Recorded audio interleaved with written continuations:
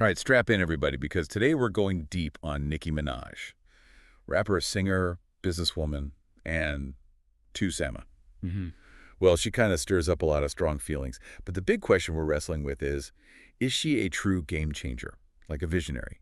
Or is there a bit of a con artist in there, someone expertly playing the game? Yeah, that's the tough one, isn't it? I mean, her talent's obvious, and she's hit a level of success most female rappers can only dream of. But there's also this trail of, like, headline-grabbing feuds and choices that make you wonder, what's the motivation here? And that's what's so juicy about this deep dive, right? We're going to dig through all the drama, the legal stuff, the public fights, to see if we can answer that question. Gifted? Or is Nicki actually a grifter? Well, to get started, we gotta unpack those legendary feuds. Because let's be real, Nicki seems to collect them like they're going out of style. It's true. And these aren't just your average industry disagreements. They're explosive, intensely personal, and they often blow up way beyond the music itself. Like, take the Cardi B thing. It wasn't just online beef. Things got physical at New York Fashion Week back in 2018. Shoes flying, security freaking out, a full-on brawl. And then the aftermath. Right. Minaj claiming Cardi changed her verse on Motorsport after it was already recorded. So is that a legitimate creative clash? Or is it calculated drama to control the story? It's tough to say definitively, but it does kind of fit a pattern we see with Nicki. These feuds go very public, very messy, and they keep her name buzzing. Speaking of messy and public, we can't forget the whole Thee Stallion saga. It started as friendship, even a collab, but went south real fast. Yeah, 2021, things just imploded. Minaj reportedly felt slighted that Megan wasn't more supportive after the Tory Lanez shooting. And that unfollow on Instagram, talking about a public declaration of war. But it didn't stop there. Minaj went so far as to say Megan faked a pregnancy for sympathy and gifts, like even flowers from Beyonce. Whoa, those are heavy accusations. And it escalated even further with Minaj's diss track, Bigfoot, lyrics directly about Megan's case, even bringing up her deceased mother. Oof, that's intense. Blurs the line between, like, art and straight-up personal attack. Absolutely.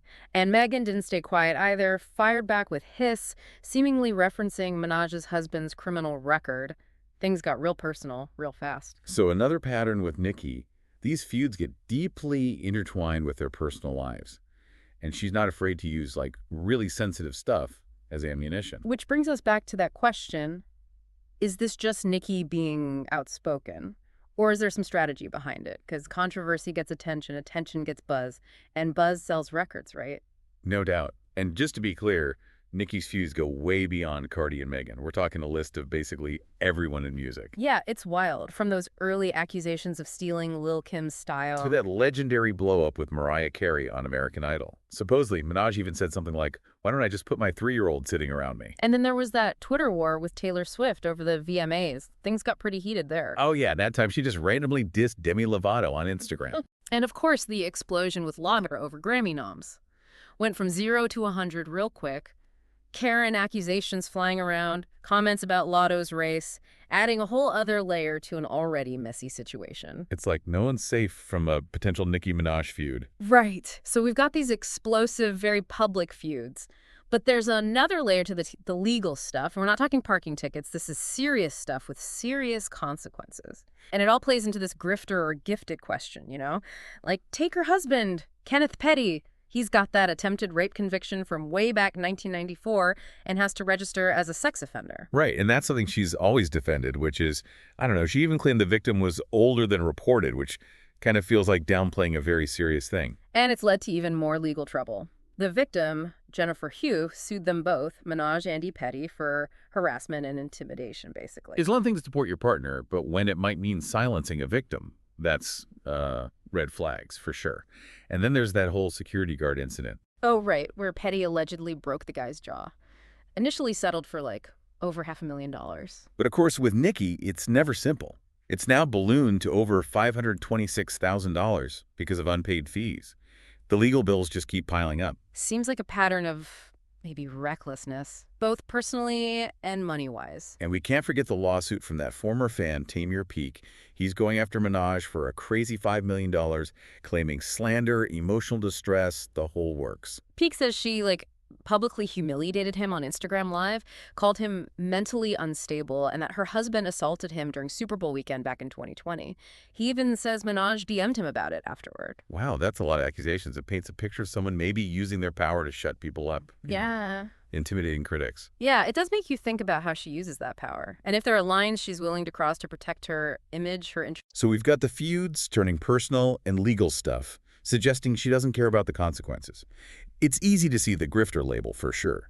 But then there's the fact that she's a 12-time Grammy nominee with millions of fans globally. Right. The gifted side can't be ignored. Her music is catchy, and when she burst onto the scene in 2010, that style, that flow, it was totally new. Pink Friday, her debut, huge success. Her flow was so playful and aggressive, almost like a cartoon at times, and she was super sexual, pushing boundaries, especially in those videos. That's key, right? She was owning her sexuality, her body, in a genre that often objectifies women, and she did it on her terms, which is powerful. And her lyrics, clever, full of wordplay. She could be vulnerable one minute, fierce the next, sometimes in the same song. That's part of what makes her so interesting. She's complex, contradictory, and doesn't apologize for it. Musically, she's all over the place too. Rap, singing, even some pop stuff. Exactly, and she's worked with, like, everyone, Kanye, Beyonce, and always holds her own. So on one hand, crazy talented artist, breaking barriers, huge success. But on the other, this behavior that suggests,